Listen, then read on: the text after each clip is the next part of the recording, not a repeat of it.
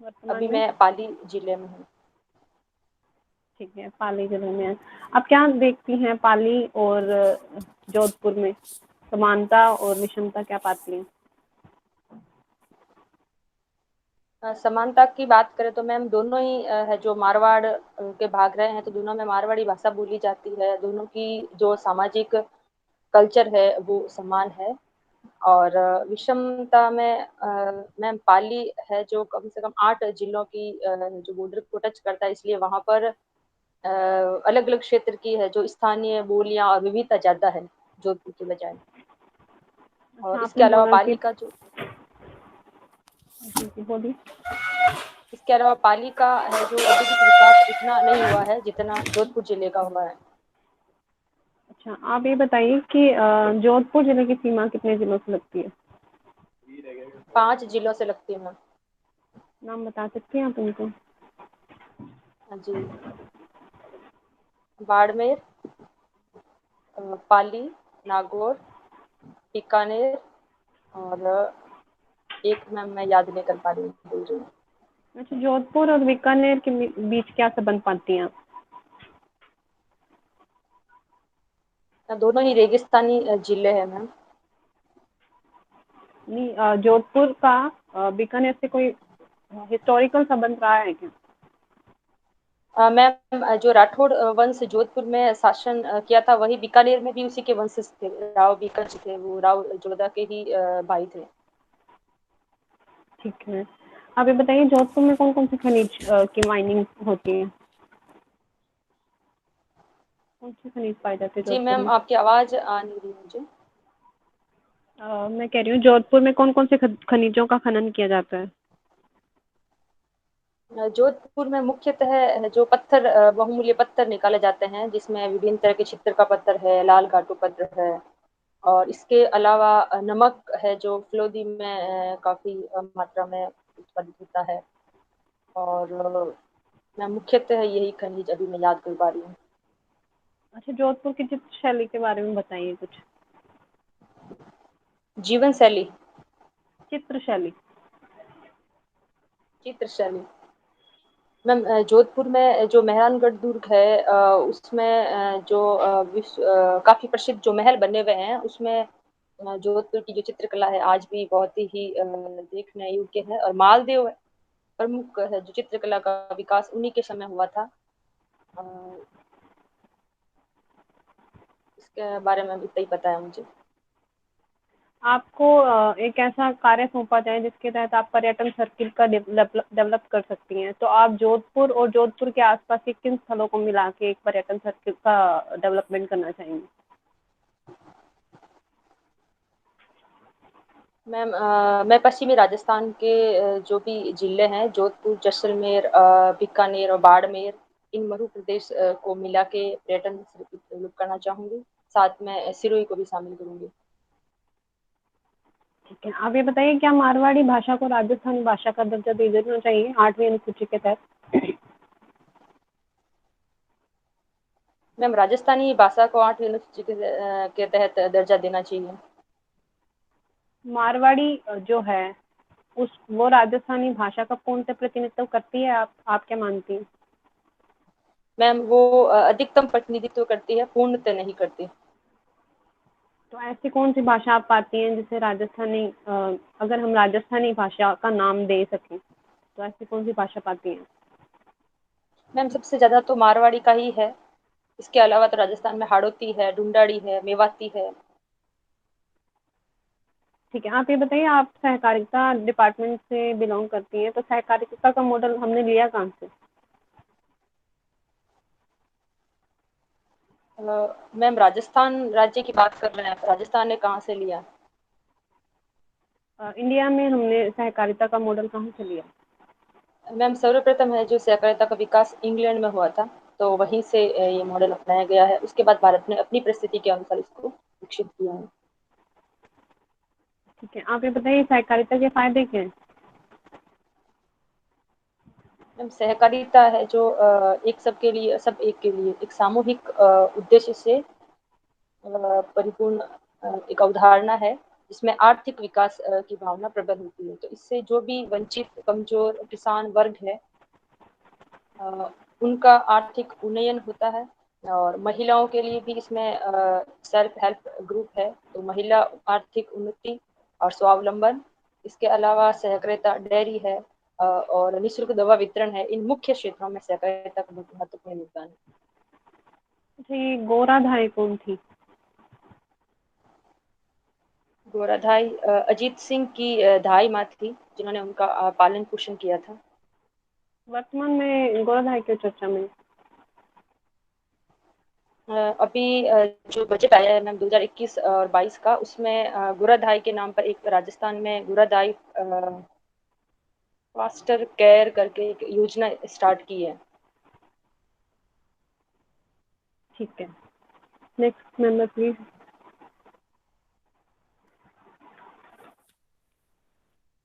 सुन पा रहे हैं पूनम जी आप? नमस्ते सर, आवाज आ रही है सर? नमस्ते नमस्ते। आप जोधपुर से बिलोंग करते हैं? जी सर। तो जोधपुर में एक तालाब बनाया गया था पेयजल आपूर्ति के लिए, परंतु उसका पेयजल के लिए प्रयोग नहीं किया था जनता ने। कौन सा तालाब था वो? सॉरी सर, मुझे नहीं पता है। अच्छा, कुछ तालाबों के नाम बताइए जो जोधपुर में बनाए गए थे। सर, कायलाना झील। तालाब की बात कर रहा और हूँ मैं। तालाब, सर तालाब तो अभी याद नहीं आ रहे हैं सर, सॉरी। अच्छा, बाईजी का तालाब के बारे में कुछ जानते हैं? सर नाम सुना है, ज्यादा डिटेल में नहीं पता है सर। अच्छा, तो ये बताइए, योगियों की चित्रकला किस मंदिर में है जोधपुर में? ये सर माँ मंदिर जो बना हुआ है उसमें है, 84 प्रकार के चित्र उसमें चित्रांकित किए गए हैं। इसको महामंदिर क्यों बोला जाता था? सर इसमें मुझे एग्जैक्ट नहीं पता है, अगर आप कहें तो मैं अनुमान से बता सकती हूँ। बिल्कुल लगाइए। शायद सर ये नाथ पंथ की सबसे बड़ी पीठ थी, इसलिए इसको माँ मंदिर कहा गया। और ये बहुत ही बड़ा एक भव्य मंदिर बनाया गया था, जिसमें 100 स्तंभ बनाए गए हैं। और बहुत ज्यादा कमरे और राम देवी बने हुए, इस वजह से इसको महामंदिर कहा गया है। बिल्कुल ठीक कहा आपने। अच्छा, ये बताइए, कुछ गुफाएं हैं जोधपुर डिस्ट्रिक्ट में, अंतहीन गुफाएं हैं, किस एरिया में है ये? जिसके अंदर कुछ मंदिर, कुछ चौराहे देखने को मिलते हैं।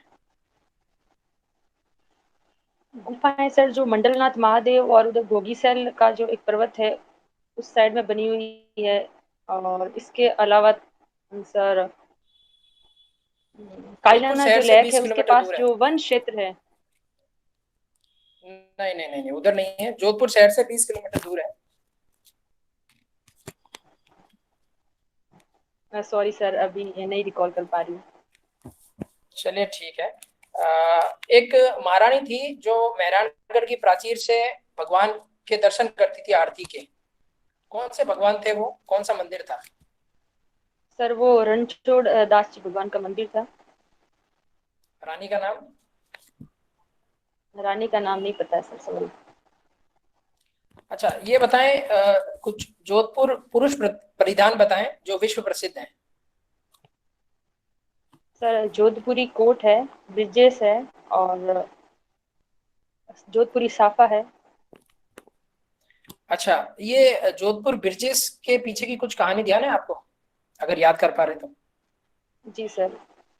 और सर जो बताइए। जोधपुर के प्रधानमंत्री प्रताप सिंह जी थे, वो यात्रा पर गए थे, तो उनके समुद्र में कपड़े भीग गए थे। तो उन्होंने वहां अपने स्टाइल से इसको इंडिया में बनवाया था।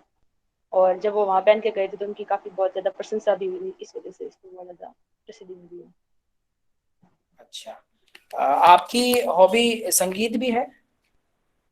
जी सर, संगीत है और कबड्डी खेलना है। अच्छा, तो ऐसे राजा बताए जो आपकी हॉबी से रिलेट करते हैं, जोधपुर के राजा। समझ आती हूँ सर, नहीं पता है। अच्छा, ये गुड गवर्नेंस क्या होता है? सर प्रशासन और जनता के मध्य जो दूरी है वो न्यूनतम हो, वही गुड गवर्नेंस है। अच्छा, अभी हाल ही में चल रहा है ई गवर्नेंस, क्या ई गवर्नेंस के बिना गुड गवर्नेंस हासिल किया जा सकता है? जी सर। किस प्रकार? सर ई गवर्नेंस एक बहुत ही महत्वपूर्ण पक्ष है जिसमें तकनीक का अधिकतम यूज किया जाता है, और तकनीक का अधिकतम यूज करने से ट्रांसपेरेंसी आती है और इसमें मैक्सिमम लोगों तक प्रशासन की पहुंच बढ़ती है। मैंने कहा क्या ई गवर्नेंस के बिना गुड गवर्नेंस हासिल किया जा सकता है? सर ई गवर्नेंस के बिना गुड गवर्नेंस वर्तमान युग में सर संभव नहीं है। अच्छा, हाल ही में जोधपुर फेमस हुआ है कुछ ई गवर्नेंस के कारण, क्या है? पूरे प्रदेश में फेमस हुआ है। सर ई चौपाल के कारण प्रसिद्ध हुआ है। क्या है ये ई चौपाल? ये जो रात्रि चौपाल प्रशासन के द्वारा की जाती है, जिला कलेक्टर महोदय के द्वारा प्रत्येक जिले में, सॉरी, प्रत्येक ब्लॉक में माह में एक बार होती है। तो उसको अभी जो ई चौपाल के रूप में कोविड के दौरान यहीं से उसको जारी रखा गया। तो इससे काफी प्रशासनिक खर्च कम हुआ और लोगों की अधिकतम समस्याएं वहीं बैठे सॉल्व हो गई थी। कुछ फैक्ट बता पाएंगे कितनी समस्याओं का सुलझारा हुआ और कितने प्रशासनिक खर्च कितना हमने बचत करी है? सर एग्जैक्ट मैं याद नहीं कर पा रही हूँ sorry। अप्रोक्स बता दीजिए। सर 15 लाख समथिंग आज का आंकड़ा था, पर मैं श्योर नहीं हूँ सर। बिल्कुल सही है, बिल्कुल मतलब सही है, खर्च कम 15 लाख। हुआ है। बिल्कुल सही है। और कितनी समस्याओं का निदान किया गया था? इसका सर अप्रोक्सीमेट भी नहीं पता मुझे। ठीक है, ये आरक्षण का मुद्दा क्या चल रहा है आजकल, संक्षिप्त में बताएं। सर जी सर, जो आर्थिक पिछड़े वर्ग को आरक्षण दिया गया उसके आधार पर ही मराठा मराठा आरक्षण की भी बात की गई। उसके आधार पर जो उच्चतम न्यायालय में याचिका दायर की गई। तो उच्चतम न्यायालय के द्वारा वर्तमान में राज्यों की राय है जो मांगी जा रही है। और मुख्यतः इसमें इंदिरा साहनी जो केस है 1992 का, उसको पुनर्विचारित किया जा रहा है। राजस्थान का क्या पक्ष है? सर राजस्थान का मंत्रिमंडल के द्वारा आज निर्णय लिया गया था कि वो 50% से अधिक सीमा के ऊपर विचार करेंगे अपने पक्ष आपका रखने में। व्यक्तिगत विचार क्या है? सर आरक्षण एक अफर्मेटिव प्रोटेक्शन है, ये होना चाहिए, लेकिन इसकी सीमा निश्चित होना जरूरी है। आप 50% जो इंदिरा साहनी जो बात था उसके पक्ष में है कि विपक्ष में है? सर मैं पक्ष में हूँ, 50% तक सीमा होनी चाहिए। अच्छा, तो अभी जो ईडब्ल्यूएस दिया है केंद्र सरकार ने, तो ये तो उसको क्रॉस कर रहा है, तो सर किस इसके में बारे में कटौती भी करनी उच्चतम चाहिए? न्यायालय 50% करने के लिए किस किस चीजों में कटौती करनी चाहिए ताकि वो 50% तक सीमित रहे? सर इसके बारे में अभी उच्चतम न्यायालय ने भी विचार करने की बात कही है कि 50% से क्रॉस कर रहा है या इसको अलग अलग आर्थिक रूप से सब सेगमेंट में लागू किया जाएगा। जैसे जनरल में आर्थिक रूप से जो पिछड़े वर्ग है उनको ही शामिल करेंगे। तो इसको सर एग्जैक्ट तो मुझे नहीं पता है, पर से अनुपातिक बनाना चाहिए जो भी सही रहता है। तो आपका कहना है कि एक आयोग गठित करना चाहिए और इस पर स्टडी होनी चाहिए ताकि वो 50% तक सीमित कर दिया जाए। जी सर। मेरी तरफ से अंतिम सवाल है, कुछ नेता थे राजस्थान से, राजनीतिक व्यक्तित्व थे जिनको कुछ नाम से पुकारा जाता था, अलग नाम से, कुछ एग्जाम्पल बताएं। सर जनरल व्यास जी थे, उनको महानायक कहते थे। और सर अभी मैं एक उनको ही याद कर पा रही हूँ। अच्छा, बरकतुल्ला खान जी को? सर इनका भी नाम था, पर अभी मुझे याद नहीं आ रहा है सर। अच्छा, तो आप ये बताएं ऐसे नाम क्यों दिए जाते थे? सर ये आम जन के बीच उस नाम से काफी प्रसिद्ध रहे और बाद में मुख्यमंत्री बन गए थे, तो ये उसी नाम से ही प्रसिद्ध हुए थे। अगर और कल आम को जन से आप जुड़ाव भी फेमस बढ़ा। हो जाते हैं, कल को आप फेमस हो जाते हैं और आपका भी आमजन से जुड़ाव होता है, तो आप अपने आप को क्या नाम देना चाहेंगे? सर, जिस कार्य के लिए मैं प्रसिद्ध हुई, अगर उस कार्य के आधार पर ही कोई नाम मुझे दे तो। आप नहीं देना चाहेंगी, या आपके दिमाग में नहीं है कि ऐसा नाम हो तो मुझे सूट करेगा? सर, ये नाम कई बार जनता के द्वारा ही अपने आप ही उनको जैसे दा साहब है, इस तरह से जो सुटेबल करता है वो दे देते हैं। ओके। जनता स्वयं ही उनको नाम देती है। ओके, धन्यवाद। Next member thank please. You sir. हाँ पूनम जी, मेरी आवाज आ रही है? हाँ, नमस्ते सर, आवाज आ रही है। नमस्ते। आप लाल बहादुर शास्त्री शिक्षण प्रशिक्षण संस्थान से पढ़कर आए हैं। ये बताइए कि लाल बहादुर शास्त्री भारत के किस क्रम के प्रधानमंत्री रहे? सर, ये भारत के दूसरे प्रधानमंत्री रहे थे। अच्छा, और इनके समय में एक प्रसिद्ध समझौता हुआ था, वो किन देशों के बीच में हुआ था और उस समझौते की क्या शर्तें थी? सर, ताशकंद समझौता हुआ था जो भारत और पाकिस्तान के मध्य हुआ था, और ये एक शांति समझौता था जिसकी मुख्य शर्तों में था कि भारत और पाकिस्तान अपनी वार्ता जारी रखेंगे, और 1965 अप्रैल 1965 से, सॉरी, 5 अगस्त 1965 से जो भी पहले की स्थिति है उसको बनाए रखेंगे, और विभिन्न जो विश्व स्तरीय जो प्लेटफॉर्म है वहां पर वो अपनी वार्ता को साझा करते रहेंगे। इस तरह से काफी भी और भी अच्छा। चर्चा थी सर। अच्छा, तो इनकी मृत्यु है वो कहाँ हुई थी? सर, इनकी मृत्यु ताशकंद में ही हुई थी। अच्छा, तो क्या आप मानते हैं कि ये एक साजिश थी उनकी मृत्यु? सर, अभी इसके बारे में अ, स्पष्ट रूप से कुछ भी कहा नहीं जा सकता है। इनकी मृत्यु को संदिग्ध माना गया है। अच्छा, आप क्या मानती है? आपको कभी ऐसे क्वेश्चन आए दिमाग में कि क्यों हुई, कैसे हुई, ये किसी देश की साजिश थी या इस समझौते से कोई नाराज था? सर, इसके बारे में स्पष्ट रूप से तो मैं भी कुछ नहीं कह पाऊंगी, क्योंकि सर जो अच्छा। परिस्थितियां रही थी उस समय की वो काफी जटिल थी। अच्छा, तो आप ये बताइए कि आप टीचर भी रहकर आई हैं, तो टीचर कौन कौन सी समस्याएं फेस करते हैं? सर, टीचर मुख्यतः जैसे रिमोट एरियाज में उनकी पोस्टिंग होती है, और वहाँ एक स्कूल में एक या दो शिक्षक रहते हैं, तो उनका अनुपात छात्र अनुपात की तुलना में बहुत कम रहता है। मुख्य समस्या ये रहती है। इसके अलावा सर, बच्चों का जो ड्रॉप आउट रेशियो वो ज्यादा रहता है, तो बीच में वापस पढ़ाई छूटने के बाद बच्चों को उस तरह से रेगुलर करना और उनका रिजल्ट है जो वर्ष तक पूर्णतः 100% तक बनाए रखना एक मुख्य चुनौती ये भी रही है। इसके अलावा सर, विद्यालय में जो इंफ्रास्ट्रक्चर की कमी रहती है, अभी भी काफी विद्यालय ऐसे हैं जहाँ बिजली की सुविधा नहीं है, तो ऐसे माहौल में भी वो अपने आप को पॉजिटिव रख के और जो शिक्षा के क्षेत्र में आगे बढ़ाते हैं, ये चुनौतियां मुख्य शिक्षकों के ओके। सामने रहती हैं। आपके सब्जेक्ट रहा है दर्शन शास्त्र, जी सर। तो ये बताइए कि दर्शन शास्त्र का दर्शन क्या है? सर, इसका मुख्य जो दर्शन है कि सर, 1 मिनट में इसमें थोड़ा सोचना चाहूंगी। ओके, सोच लीजिए।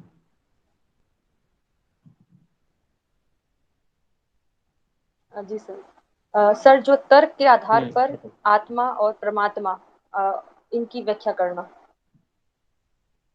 मुख्य अच्छा, आधार तो इनका तर्क है आप सर। आत्मा की व्याख्या करके बताइए। सर, दर्शन शास्त्र के हिसाब से सब है जो विद्वान जो दार्शनिक रहे हैं उन्होंने आत्मा को अलग अलग तरीके से व्याख्यायित किया है। मेरा आप क्या मानना है मानते आत्मा हैं, आपकी आपके शब्दों में? आत्मा अजर अमर है, इसलिए व्यक्ति को अपने एक जन्म को ही आधार मानकर कर्म नहीं करने चाहिए, बल्कि उनको अपने आने वाले समय को भी ध्यान में रख के कार्य करना चाहिए। लेकिन जैसा कि आपने देखा होगा कि साइंस ये कहती है कि मरने के बाद में ऐसा कुछ भी नहीं होता है। ये एक बायोलॉजिकल बॉडी है और इसके बाद में इसका विघटन हो जाता है, जो कहीं पर भी नहीं मिलती है। सर विज्ञान कहता है, अच्छा लेकिन अभी प्रूफ तो कुछ नहीं हुआ है, और मेरा यही मानना है कि जी। अच्छा ये बताइए कि राजनीति विज्ञान भी आपने पढ़ा है, तो इसके कौन कौन से उपागम आपने पढ़े हैं? सर राजनीति विज्ञान में मैंने संविधान को ही ज्यादा पढ़ा है सर, इसके अलावा तो मुझे अभी याद नहीं कर पा रही हूँ सर। अच्छा, अध्यादेश किन परिस्थितियों में जारी किया जा सकता है? सर जब संसद या विधान मंडल का सदन नहीं चल रहा होता है, तब अध्यादेश जारी किया जा सकता है। अच्छा, एक ही शर्त है?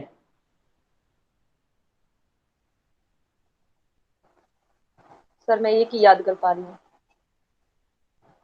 हो अच्छा, सकता है और हो। तो मेरा अंतिम प्रश्न है, क्योंकि समय भी पूरा हो रहा है। आप आपने अंतिम बार और फर्स्ट बार रिश्वत कब ली थी?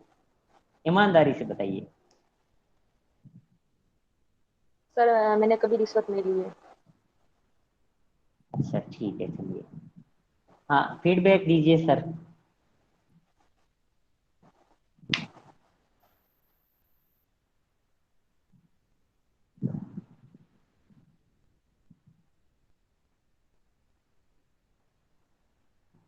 हाँ, सबसे पहले कौन है? पूर्ण जी नहीं, प्रिया बजाज जी तो लेफ्ट हो गए हैं। ओके ठीक है, फिर मैं दे देता हूँ। सुन पा रहे हैं मैडम? हाँ सर। हेलो। हाँ, मैडम का काफी हाँ सर, अच्छा था। आवाज आ रही है। जो भी नहीं आया मैडम ने सिंपली मना कर दिया। बाकी ज्यादातर तो ये फैक्टफुली मैंने पूछे थे। एक अखबार हाथ लग गया था मेरे, वो 14 दिसंबर वाला 42वां जो ये जो राजस्थान पत्रिका, तो ज्यादातर तो मैंने उसी से बनाए थे। बाई जी का तालाब सब डिटेल में दे रखे हैं उसमें पूरे अखबार में। तो बाई जी का तालाब था जो आज के मान सिंह जी अखबार की, नहीं आज के में नहीं था, पुराना अखबार था दिसंबर का। तो बाई जी का तालाब जो है मान सिंह जी की पुत्री थी सिरे कंवर, उन्होंने बनाया था पेयजल आपूर्ति के लिए, परंतु जो जनता थी उन्होंने नहीं पिया था, बोला कि सुहासनी के हाथ का जो भी है वो कुछ भी नहीं पीते हैं करके, तो उसको अदर पर्पज के लिए यूज किया जाता था, पेयजल आपूर्ति के लिए नहीं किया जाता था। बाकी योगियों का आपने बढ़िया बताया। जो अंतहीन गुफाएं बताई है वो दहीजर में है, जिसकी अभी हाँ हाँ, ये उस पढ़ा मैंने। हाँ हाँ, तो उसमें क्या ना बीच बीच में वो जो सुरंग है वो बीच में टूट भी गई है काफी, और अंदर अंतहीन है वो, मतलब बहुत ज्यादा है, डिटेल में है। हाँ, अंदर मंदिर भी है, वो चौराहे काफी भी लोग हैं। गए हैं। हाँ, तो उसको अभी बीच में हाल ही में चला था कि उसको हेरिटेज बनाने की कोशिश की जाए तो अच्छा रहेगा। बाकी राजा रणछोड़ जी का मंदिर आपने बिल्कुल सही बताया। रानी थी राजकंवर जाडेची जी, जसवंत सिंह जी की वो थी पत्नी। और ब्रिजेश का आपने बिल्कुल सही बताया। इसमें शायद मैंने अखबार में पढ़ा था वो जहाज डूब गया था, उनके कपड़े भीगे नहीं थे, वो जहाज डूब गया था, वो दूसरे जहाज में थे। तो इस वजह से उन्होंने वहां पे जेंट्स टेलर की रिक्वायरमेंट थी, वो जेंट्स टेलर मिल नहीं पाए, तो एक लेडीज टेलर के हिसाब से इन्होंने अपने हिसाब से काट छाट के करवाया था, और वो फेमस हो गया था, जोधपुर फिर उसको बोलते थे। और राजा हनुमंत सिंह जी थे जो संगीतज्ञ थे, आपकी हॉबी से रिलेट ये ओके। करते हैं। और गुड गवर्नेंस ई गवर्नेंस का आपने सही बताया। हालांकि शायद डिस्टरबेंस हो गया, वो सुन नहीं पाए थे आप, बाकी आप बता देते कि ई गवर्नेंस के बिना भी हो सकती है। और आरक्षण के मुद्दे पे भी अच्छा बताया आपने। ये जो नाम है ये थोड़ा देख लीजिए। बरकतुल्ला खान जी हैं, उनको प्यारे मियाँ बोलते थे, और व्यास जी थे उन्हें मार साहब बोलते थे। मथुरा दास माथुर साहब को बाजी बोलते थे। अचलेश्वर प्रसाद शर्मा मामा, और राधा कृष्ण बोहरा जी उनको तात साहब बोलते थे। तो वो जनता के द्वारा दिया गया नाम ही है, और आपने बिल्कुल सही उत्तर दिया कि जनता जो नाम देना चाहेगी आपको, आप वो स्वीकार करेंगे, आपके द्वारा ये नाम नहीं सजेस्ट किया जाएगा। बाकी बहुत बढ़िया था आपका, बेस्ट ऑफ लक। ठीक है सर, थैंक यू। वेलकम। तो पूनम जी आवाज आ रही है? हाँ, आवाज आ रही है सर। अच्छा, आपका बिल्कुल अच्छा था इंटरव्यू, और आपका वैसे कॉन्फिडेंस भी अच्छा था, और ऐसा नहीं लग रहा था कि आप कहीं कॉन्फिडेंस में लूज हैं। और एक तो आपको लाल बहादुर शास्त्री और इनके बारे में थोड़ा पढ़ना है, और दूसरी बात है कि ताशकंद समझौता हुआ था उसे कम्प्लीटली पढ़ना है। और एक जो मैंने जैसे सवाल पूछा ना, कुछ सवालों में आपको बिल्कुल तैयार रहना है। आप बिल्कुल तैयार थी कि दर्शन शास्त्र का दर्शन क्या है, इसको सोच के आपने बताया। ये बहुत शानदार लगा मेरे को कि सोच के आपने बता दिया, नहीं तो वहां रुक जाते, क्योंकि फिर आप पर ये आक्षेप लग जाता कि आपने इस सब्जेक्ट को पढ़ा है और उसके बाद में भी आपको पता नहीं है। तो ये अच्छा था। एक गुड गवर्नेंस का जो आपने बताया था वो मेरे को अच्छा नहीं लगा, क्योंकि आप हैं मतलब एक प्रशासनिक अधिकारी हैं अभी, और गुड गवर्नेंस क्या है जिसके अंतर्गत उत्तरदायित्व, जवाबदेहिता या पारदर्शिता, उतनी सारा ही कुछ होता है। तो आपने ये बताया कि प्रशासन और जनता के बीच में जो दूरी कम हो उसी को ही कहते हैं। तो ये आपने, या तो आपको पता नहीं था या आप इस सवाल से भागने की कोशिश कर रहे थे। तो आपने अच्छा बताया। और दूसरा ये है कि आप बता सकते थे कुछ पॉलिटी में कि हमने ये कॉलम पढ़ा है, फिर आप कह सकते थे कि मैंने संविधान ज्यादा पढ़ा है। संविधान ज्यादा पढ़ने का मतलब ये नहीं है कि आपने दूसरा कुछ टॉपिक पढ़ा ही नहीं है। नहीं, मुझे वास्तव में पॉलिटी का कुछ भी नहीं पता है और ना मैं सिद्धांत पढ़ के जाने वाली हूँ। फिर भी एक बार देख सकते हो, लेकिन पॉलिटी बहुत लंबी चौड़ी है, अब इसको इतना तो आप वही पढ़ नहीं तो नहीं सकते। समझ आप में भी आता है ना, तो फिर इतने सॉरी। अरस्तु, प्लेटो और ये जो भी है आपके। तो एक इतिहास है, हाँ एमए सही। में इतिहास पूरा मैं पढ़ के जाऊंगी। हाँ तो ये चीजें थी। और तो आप इतिहास बताते ही नहीं, ऐसा कोई जरूरी नहीं था कि उसमें आप डिस्क्राइब करते कि मेरा इतिहास एमए है।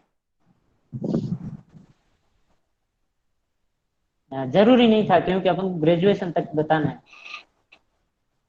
नहीं, वो इतिहास एमए लेकिन मैंने वो डायरेक्ट अब में भी तो भर रखा है, छप तो चुका है। वहां शो करना पड़ेगा ना।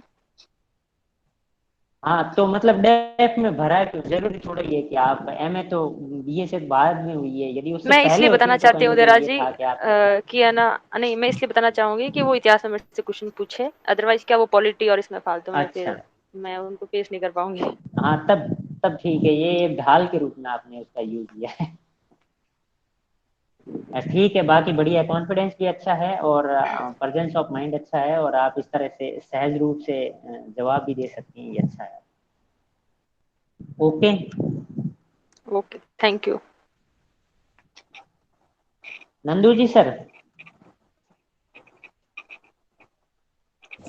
हाँ बिल्कुल ठीक है सर, कर लिया अभी। तो रिकॉर्डिंग हो गई ना, आज की बंद कर सभा को दीजिए। सर ये यहीं रिकॉर्डिंग समाप्त तो बंद करते हैं करो। या फिर कुछ कहना है?